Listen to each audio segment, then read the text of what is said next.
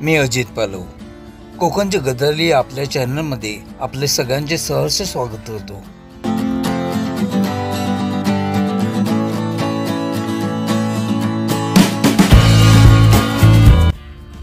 चौदा वर्षाचा वनवास संपवून जेव्हा श्रीराम अयोध्येत आले तेव्हा तिकडील जनतेने दीप प्रज्वलित करून त्यांचं स्वागत केलं. आणि आज 500 वर्षानंतर हा वनवास संपतोय आणि या ऐतिहासिक घडीचे आपण सर्वच जण साक्षीदार आहोत.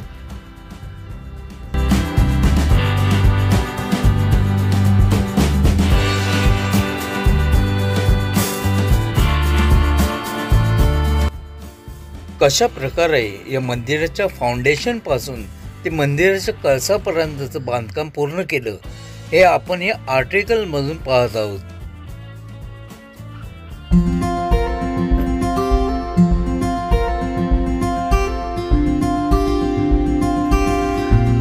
मंदिराच्या पूर्व प्रवेशद्वारापासून जेव्हा तुम्ही आतमध्ये प्रवेश करता तेव्हा दोन्ही बाजूस गजराज, त्या पाठोपाठ सिंह आणि त्यानंतर श्री हनुमंताची मूर्ती तुम्हाला पाहायला मिळेल.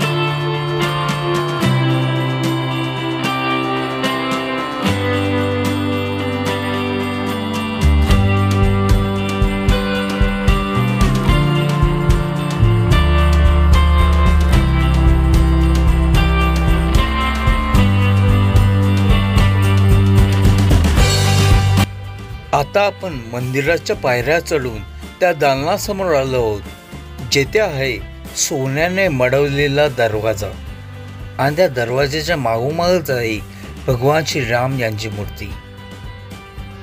इतर मंदिराप्रमाणेच ह्या मंदिराला सुद्धा नागर शैलीमध्ये बनवलं गेलं आहे.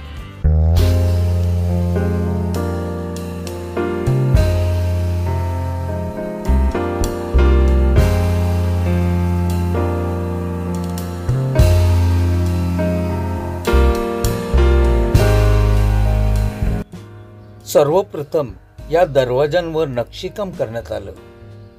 त्यानंतर कॉपर प्लेट चढवून त्यांना बोल्डिंग करण्यात आलं. नंतर हे दरवाजे दिल्लीला पाठवून तिथे त्यांना सोन्याने मढविण्यात आलं.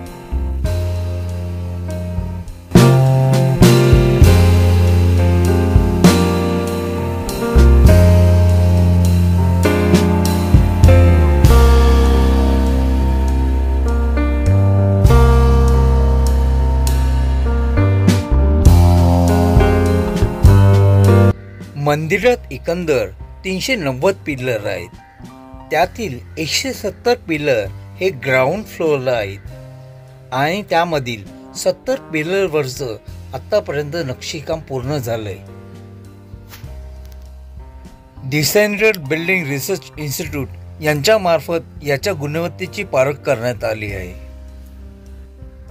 तुम्ही या पिलरवर पाहू शकता श्री गणेश यांची मूर्ती इथे कोरण्यात आली आहे.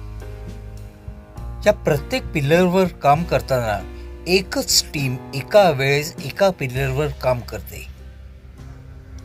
या खांबांवर भगवान श्री विष्णू यांची मूर्ती कोरण्यात आली आहे.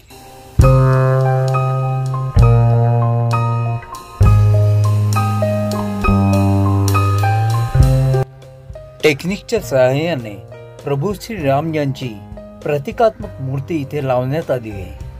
भाविक दर्शनासाठी जेव्हा गाभाऱ्यात येतील तेव्हा श्रीरामाची ही मूर्ती त्यांच्यापासून केवळ 25 ते 30 फीट अंतरावर असेल.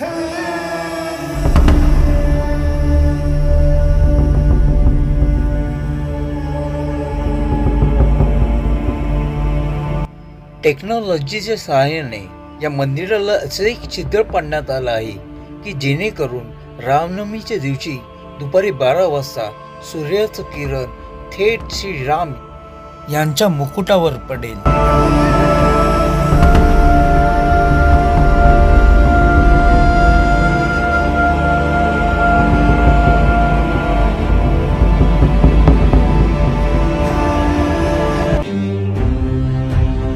दुसरी महत्त्वाची बाब म्हणजे हे संपूर्ण मंदिर बनवताना येथे फक्त दगडाचा वापर करण्यात आला आहे. येथे कुठेही लोखंड अथवा स्टील याचा वापर करण्यात आला नाही। ह्या मागचे कारण असे की हे मंदिर हजारो वर्ष अबाधित राहो आणि लोखंडाची आयु ही केवळ 80 ते 90 वर्ष एवढीच असते। आपण पाहू शकता या मंदिरात 2 दगड एकमेकांना जोडण्याकरता येथे कॉपर क्लिपचा वापर करण्यात आला आहे।